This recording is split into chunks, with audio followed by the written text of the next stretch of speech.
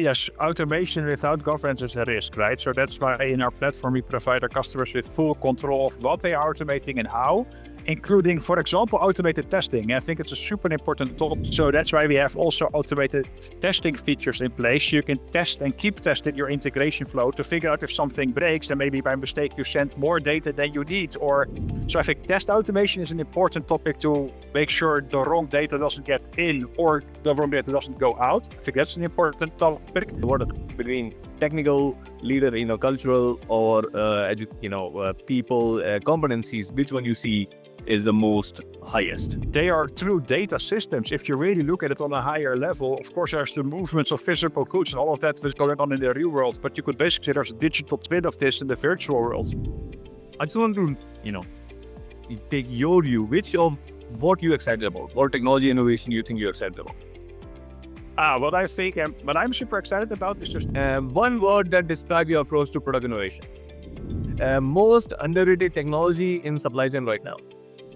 A book, a podcast, or a mentor that has shaped your view on digital transformation. One piece of advice you would give to a non-technical supply chain leader trying to embrace data and tech. I would say This video is brought to you by us, SCM Dojo. We provide awesome courses, guides, best practices for supply chain community. Hi folks, welcome to one more episode of the Supply Chain Show. Being a supply chain people, as you know, we work with different systems. We work with ERP, WMS, TMS, some data analytics. And our main mission is to how to use the data better to do the analysis of your supply chain performance and basically produce some sort of KPIs, or at least are you hitting your goals or not. But in reality, what actually happens is it's very hard, right? So you have different master data, different systems, right? You try to integrate and it's absolutely nightmare, right? So we still haven't achieved the maturity that we can have one system across basically all supply chain partners, upstream to downstream. So today I have a guest who actually can help us, first of all, explain this problem better. What is the impact to the business? And actually propose a solution. Right. So today I have Jethro Borsje. He's the Chief Product and Technology Officer for Lobster. Right. So Lobster have one very simple mission, which is organize the data. To help organization unlock the full potential of the data. Right. So it's basically simplifies complex integration across ERP, WMS, TMS.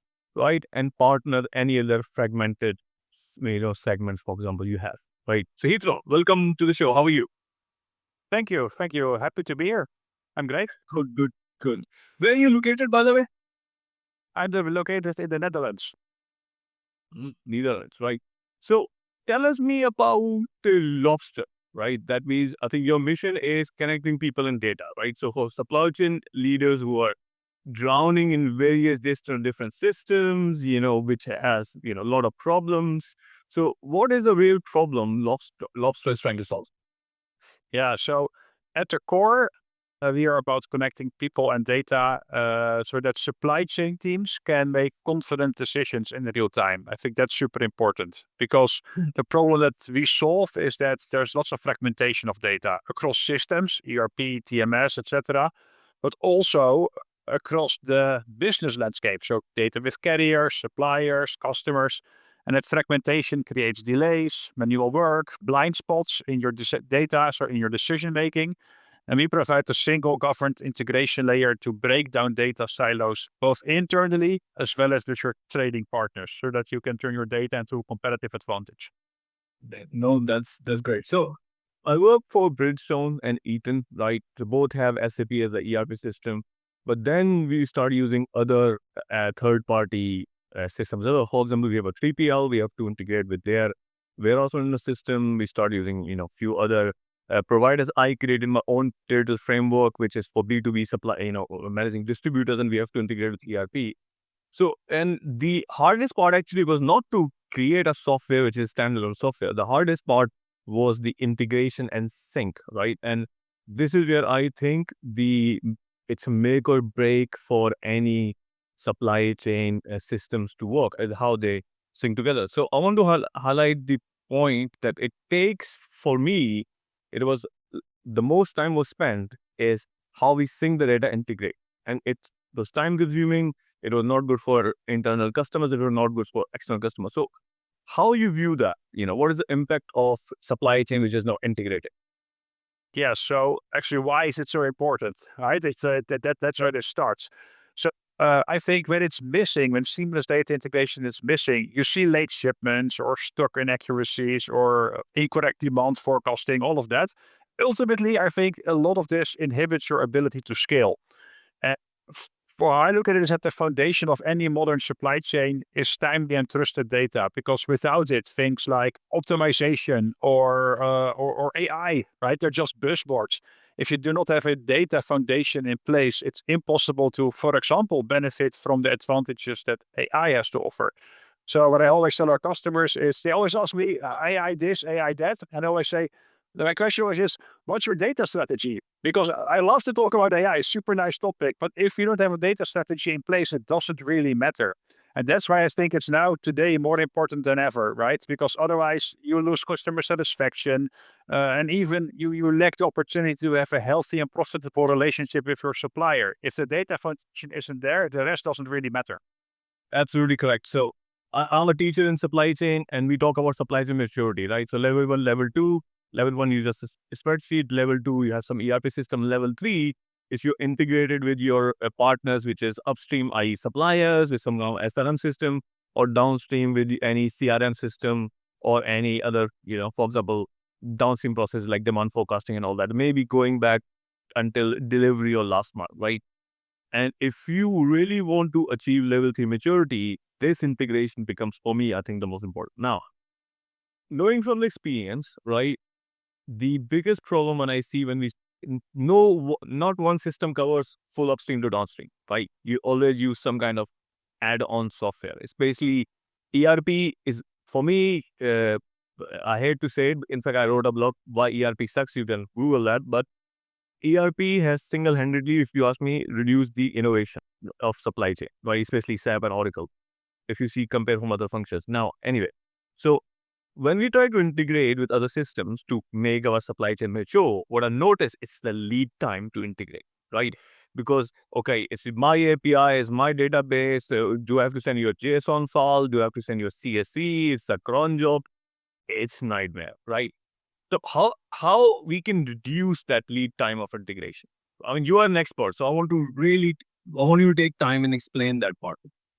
Yes. So actually, it's nice that you bring that up because time to integration is a key metric for us. We have to lower that number because that's why we are in business. That's a very important KPI. Our approach to that is no code based, meaning that you can assemble integrations using reusable components instead of custom coding it. In our life, when I was still developing myself, you try to build your way out of it, like really coding with Java, .NET, whatever. But that's high tech, meaning where do these long IT lead times come from? Because you need high-tech, very experienced people to actually build this, and they are in short supply and expensive. Meaning you run into long-running, expensive projects with high coders, with real developers. We say no, let's make this no-code, meaning drag and drop. So we have out-of-the-box support for all kinds of protocols and message formats, and connectors to core systems. You mentioned SAP and Oracle, but also to Salesforce and others. And all of those out-of-the-box components, including templates for common use cases, allow you to go much faster in the no-code way, meaning that people who actually understand these integration flows, people who have a supply chain background, are more in the business, they understand actually what needs to get integrated, but they historically couldn't do it because they were not developers. We put them together in one platform and we say, if you know how your integration needs to flow, you can do it drag and drop in the no-code way. So you have less dependency and pressure on your real internal hardcore IT teams. You can do more yourself. That way it goes faster and it's also more first time right because the people who actually know what needs to be done can now do it in the context of integration. So when you say this whole no-code concept is there for some time, and Yeah. I might be wrong. There's some, especially smart people, younger generation, they get the concept of no-code, right? They're using Microsoft Power Automate and few other tools, N8N, they're using, for example, Mate.com, but still not established. So I want you to explain this whole no-code in the context of Lobster. So for example, if I have an ERP called SAP, for example, and I want to integrate with any other third-party demand forecasting software or any CRM, for example, right, to have the data. So no code means I don't need IT, or I can just do it myself. Explain me technically that how much I need to know to use no code. Actually, this is lighting that. Exactly. So it's all visual, meaning that what you can really do, how it really works, is you basically say, I need to have this data from SAP. It's, for example, needs to go to Salesforce CRM, just making it up or the other way around. So we have connectors on the protocol level to say, you don't have to understand, is it the REST API or whatever format do we have for like connectivity wise? You can just click, I want Salesforce and I want SAP, right? So that's basically your system. So then you say, this is an example file. This is how my order looks like or my customer data looks like. I upload an example file. The system will analyze the structure and show you like a tree. So this is basically a visual representation of your message from the source system. You can also upload an example file from the target system. You have two trees, and you can basically drag and drop, saying this field should go over there, this field should go over there. Maybe this field should be split out, right? So you have the function where you say split this field, or with some visual functions, if this field contains whatever, 7, as it appears with these funny codes. If this contains a 7, then this field needs to be empty, also in a visual way. So really not programming if else, but making it very clear visually and all drag and drop.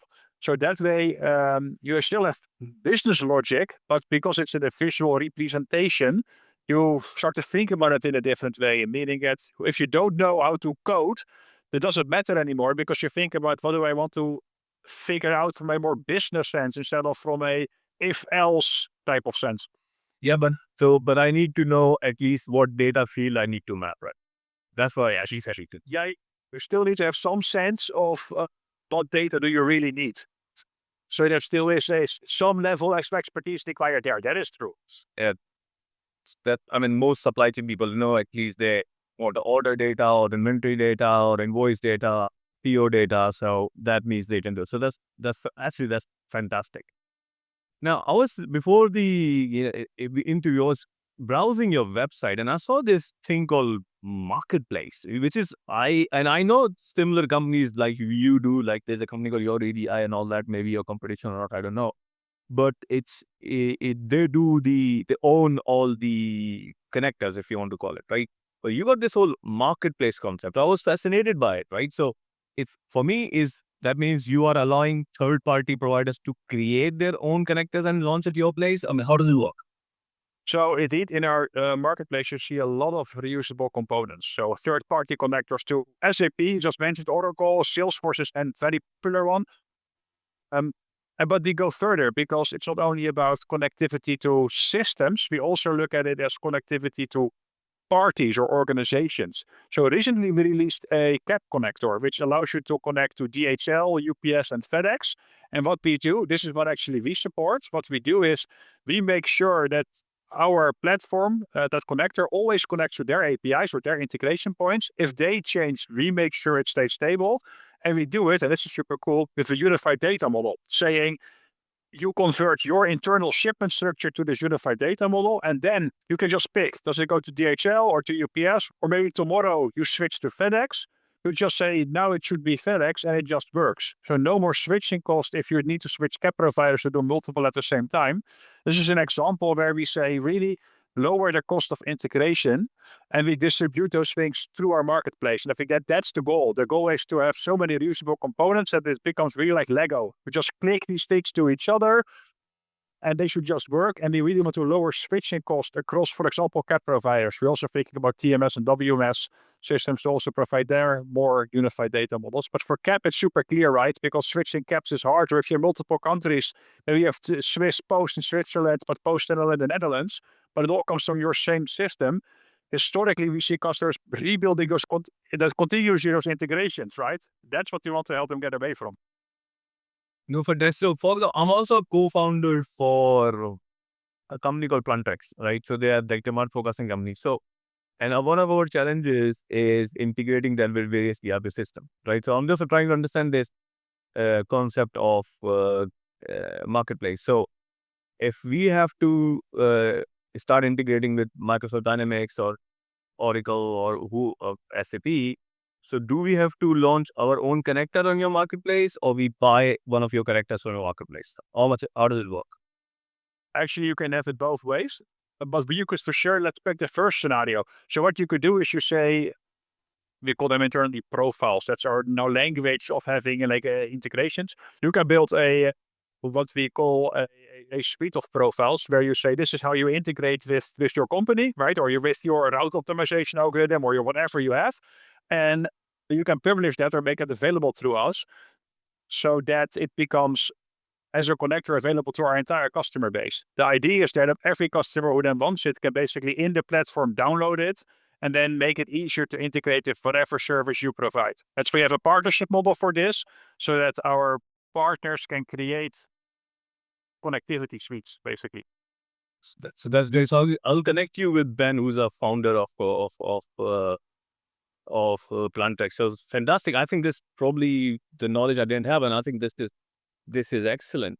But it makes sense for the modern systems, right? But I still know a lot of businesses still running on-premise SAP, or they have PAN, or believe me or not, they're still using some ERP system which is using for 15, 18 years. I mean, I was just talking to a guy in NHS and they still use this system who's 15 years old. So how does this Lobster connectors work for this legacy system? I mean, because their tech wasn't there and they haven't really upgraded. So how do it work? Yeah, that's a great example because that's also where I would say our focus shines through. As a company, we don't see ourselves per se as a horizontal iPaaS for the whole world. We look at it as we're an integration platform for supply chain. And exactly there, you see a lot of different, let's say, connectivity stacks, if you will. So our company exists for 15 years. We've always been very active in logistics, supply chain, manufacturing, that domain.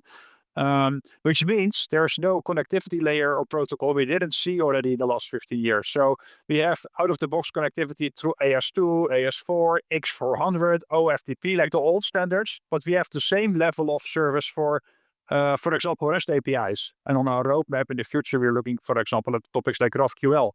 And our strategy is we want to make all of these different connectivity standards a first-class citizens in our platform, and we treat them all the same.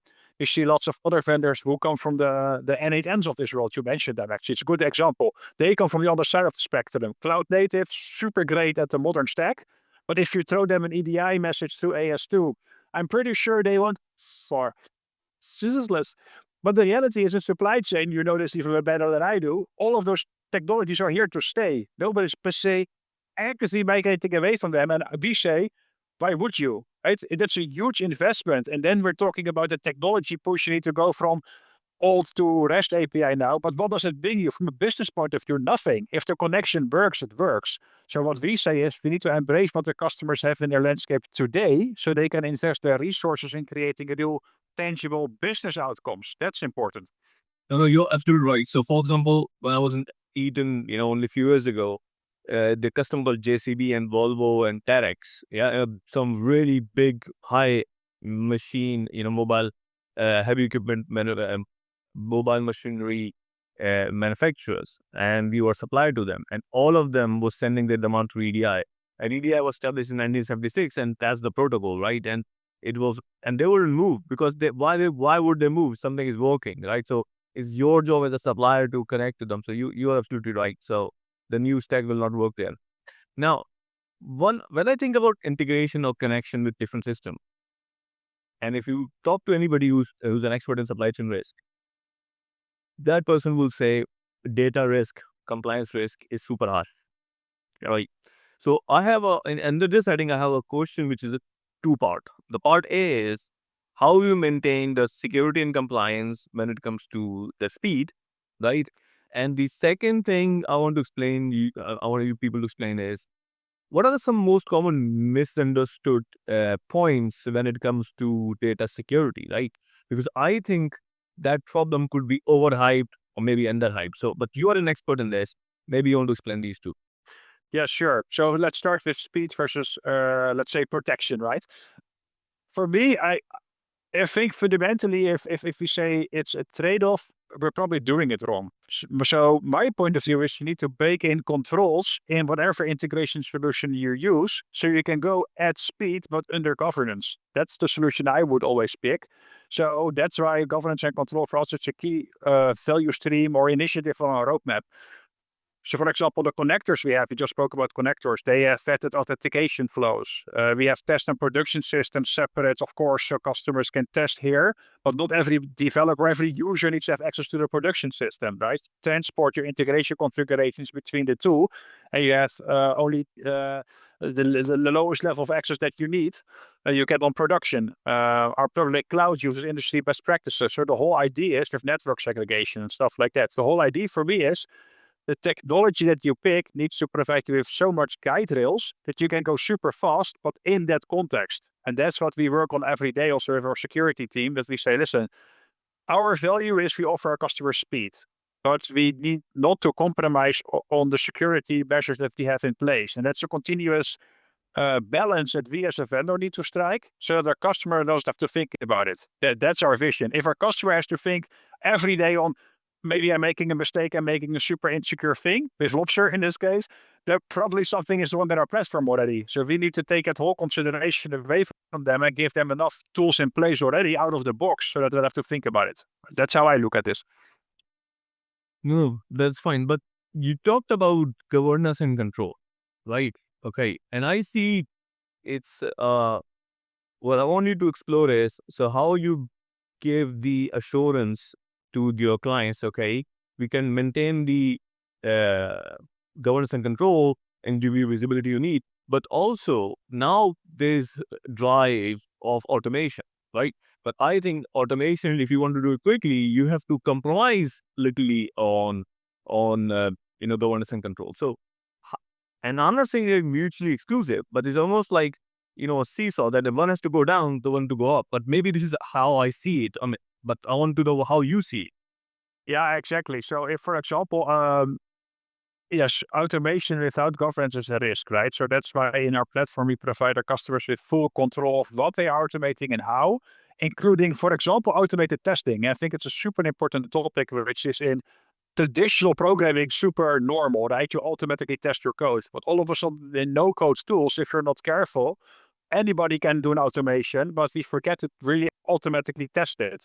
So that's why we have also automated testing features in place. You can test and keep testing your integration flow to figure out if something breaks, and maybe by mistake you send more data than you need, or maybe by mistake you interpret data wrong and process it further downstream in your landscape without having properly validated the data. So I think test automation is an important topic to make sure the wrong data doesn't get in or the wrong data doesn't go out. I think that's an important topic.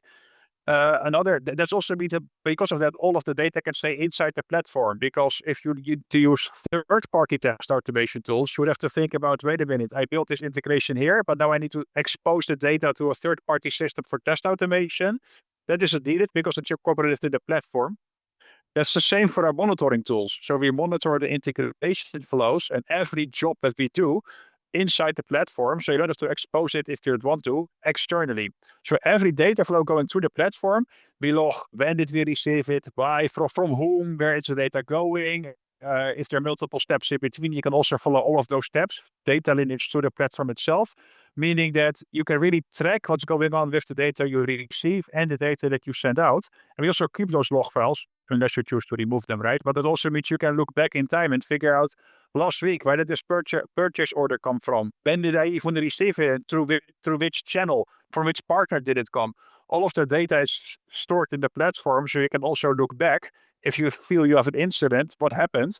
And if data comes from, for example, a channel that you don't know, you can also reject it at the gate, of course. So there are all of these tools in place in the platform to automate at scale, but also do it in a secure way. Okay. That's great. But so far the discussion is very technical. But I want to, if I take it up to a holistic view, right? So you are basically enabling business to become more data-driven. That's the whole thing we started, connecting people with data. Yeah. But And I have a course for supply chain digitalization, and I talk about supply chain digitalization a lot. And I say, unless you have basic supply chain processes, basic data control processes, right, you won't be able to digitalize, right? So you have to basically standardize to digitalize. Now, what I noticed is there is a barriers to that, right? If it comes to leadership, culture, technology, and in my experience, it's less about technology itself for digitalization. It's more about culture and the people's knowledge, how to go through the change management of the digital enablement, right? To start using more data to improve your supply chain. But how you see it yourself, because you do this for a living, right? So what between technical, leader, cultural, or people competencies, which one you see is the most highest? Oh, yeah, that's a good point. Yeah, because I think you can have all the technology that you want. At some point, there's also internal barriers you have to get over, which has nothing to do with technology in the real world. So I think we all know we need to adapt, right? Especially in this fast changing world. We have geopolitical pressures, we have changing rules, regulations. I think we instinctively know we need to change. So I would actually say that those who collaborate and share data will, at the end, will end up having the most resilient supply chains because collaboration always wins from standing alone. But the main barrier, I think, is our lack of imagination. I think can be. So maybe you could say it's cultural and maybe also educational, because I think if you work in this domain for a long time, you're so used at, yes, integration is broken or integration is hard. And the best way I could figure out is this emailing this Excel sheet every Friday afternoon. That just, I cannot see the bigger picture anymore. So we lack the imagination. And I often meet organizations who are super stuck in doing the things the same way every day, and they don't see a way forward anymore. And this is where fear of change and the whole notion of IT versus business and optimization of a local process instead of the bigger picture get in the way. So for me, I see as a big barrier. I think no code can help because it's visual. It's also easier to bring IT and business together and look at the same problem holistically, especially with things like visualizing how data is flowing through systems or through landscapes, for example. I think making things visual could be a way to kind of limit the fear a little bit and get IT and business to work better together. But I think that those are challenges or barriers that I see. I mean, if we get all under pressure, siloed thinking becomes typically bigger instead of smaller. You see it on a geopolitical scale even, without going into politics, you see it's happening, but it's also happening in organizations. Yeah. I mean, we talked about the culture part and the change management. So we are SMU as a learning platform, right? I wouldn't be doing the episode without talking about education and learning. So how you see how important it is like the continuous learning for become data savvy, right, or data literate, right, in supply chain right now. How you see that? Yeah, so I think continuous learning is essential in every domain, by the way. But for sure, if you look at supply chains right now, they are true data systems. If you really look at it on a higher level, of course, there's the movements of physical goods and all of that is going on in the real world. But you could basically say there's a digital twin of this in the virtual world. Whether we connect to that twin or not, or whether we embrace the concept or not, I think it's there. So concepts like APIs, events, how you think about data quality, they are part of daily operations. And I think that's what many people who work in supply chain for a long time, they would have to embrace and learn. We see the best outcomes actually where teams really invest in enablement playbooks. So not only about technology, what's AS2 or what is REST, but really why do we do this, right? If the why isn't clear, it becomes like a technical thing. I think we need to really embrace this concept of we're stronger together everywhere, but especially in supply chain. Because if you have more healthy relationships with your suppliers, for example, those relationships become more profitable, but also then better for your customers. So I think we need to educate way more on why do we want to even integrate. This is not because we have to, or this is really because we need to want to, because if we all collaborate across the chain, we have way more efficiency as a group.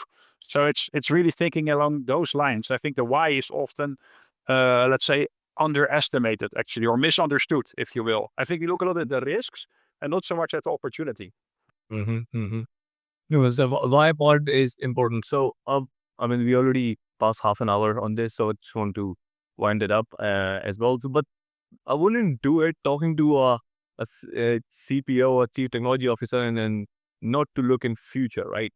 There is a huge amount of drive these days on agentic or multi-agentic orchestration, autonomous supply chain.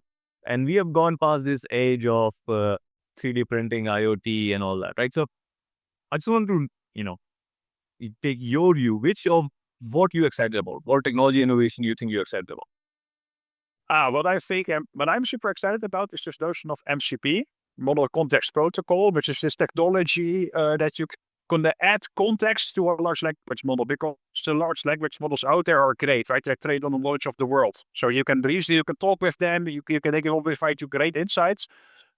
However, as soon as you can give them context of your own data as context into the conversation, if you can inject your information in the conversation with an LLM, you can get to completely new levels of efficiency, productivity for humans. And the challenge I see, the barrier, is that many of our customers, they still, along the supply chain, have still old or legacy systems in place, and they struggle to connect those systems to large language models. Now, through MCP, you can do that. That's why I also invested in being an MCP server. So now that means you can use your existing connection between Lobster and SAP and turn that into a context for a large language model. All of a sudden, I have customers do this already. Chat with your warehouse management system, or chat with your ERP, or even of combinations of those to create super interesting new use cases. So let's take one use case simply come to my mind, top of my head is this. I remember when I was the planning director and I have like 8 different supply chain. I mean, I have 12 direct reports, 6 of them was customer service folks. That means telling sales guys and customer, where's my delivery, where's my documentation, how much stock you have, can I place an order, have you changed the confirmation? And the only thing they used to do, they don't know anything better. They have to log into SAP, find the information, draft it in an email or however, and they send it. So based on what you said is, if you train the MCP or using MCP, use the large language model to create like a chatbot for your customer service people, or actually sales folks. You don't need a customer service folks as well. Okay, please send me the shipment status of my shipment coming from China to UAE, for example, right? And then just write down if you know any information or retrieve the. So I think it's possible, very possible now, isn't it? Yes, this is exactly the use case I see customers do, completely out of the box, without any custom code. And that LLM can also connect to other public data sources. So it knows the weather if you want to, other information it also has, and it has the context of your company. And the cool thing is, imagine exactly those use cases, and it's still secure because it's bring your own LLM setup. That's what we chose for, meaning you can have the LLM running in your own data center or in your own Azure cloud or AWS, whatever you want. So it's your decision, but we can make sure in a secure way it can reason with the context of your company. I think for me, it means mind-blowing. If we will just ideate on a bunch of use cases, the sky really is the limit, and it can create a whole new level of efficiency and transparency. Man, that's a game changer. That's not just saving of the hours, it's actually more accuracy and reliability and speed than more than anything. So again, top of my head, and you are actually motivating me, inspiring me. So as in we got like tons of courses, we got like 200 hours of courses, best practice ebooks, and what we're thinking is to we are basically converting that into a vector, rack system, as you know, Yeah. and training the models. That means people, if someone wants to do our SNOP diagnostics or materials management inventory, they just type it into LLM and answer a few questions and basically get a graph, right? So that's what the technology is enabling right now, and comparatively easily than before. So that's a great use case I think we are creating and should be available in Q1. Now, with that said, I think people generally think if I create this use case as we talked about, sales guys talking chat, but there's some risk, right? Do you see? Yeah, I can imagine that people are afraid of certain things. Yes. Yeah. Yeah. I mean, it's always, if you put new technology in the hands of the users, there will always be certain things where it maybe goes a little bit haywire. But if you don't embrace it, you also miss out on opportunity. So you think the risk is overhyped? It shouldn't be. They shouldn't be worried, right? Yeah, and I think the point is, we're all in this race together, right? Nobody acts alone in the market. So the point is, will you be one of the first movers who gets a lot of the advantages before the competition does, yes or no? I think that's what we should wonder, because this train has left the station. The only question is, are you on it or not? Right? The train will go. Agree. I always think fear of risk is not the greatest, let's say, input to base your decisions on. Absolutely. So train is leaving. You better be on the train than not. Yes, right. That's what we my advice. Exactly. So in our show, we got these quick fire questions, right? So I'm just gonna read it. You don't have a time. You have to fire away. Okay. You ready? Yep. All right. Born ready. So one word that describes your approach to product innovation. Pragmatic. Say again. Pragmatic. Okay. Good. Most underrated technology in supply chain right now. Well, maybe MCP, because I think not many people are thinking about the opportunities like you just described the use case. Yeah. Fantastic. A book, a podcast, or a mentor that has shaped your view on digital transformation. Starts with Why from Simon Sinek. I know it's a classic, but every time you get into conversations about, for example, cultural barriers in organizations, if we all go back to the why and agree on why we are doing this thing, I've learned over the years that many of those barriers will fade away because we're all looking at the same picture again. I even have sticky right here. I have a sticky right here on my screen, which actually says start with why, just to remind myself. Fantastic. One piece of advice you would give to a non-technical supply chain leader trying to embrace data and tech. I would say start small. Start with one very clearly defined visible use case. And then when you solve it, celebrate success.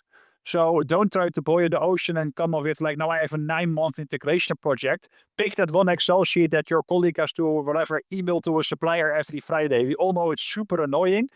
Automate that away, celebrate the success with the team, and then show this is possible with a relatively small investment. Now imagine if you do this again and again, and you start to chip away at the problem.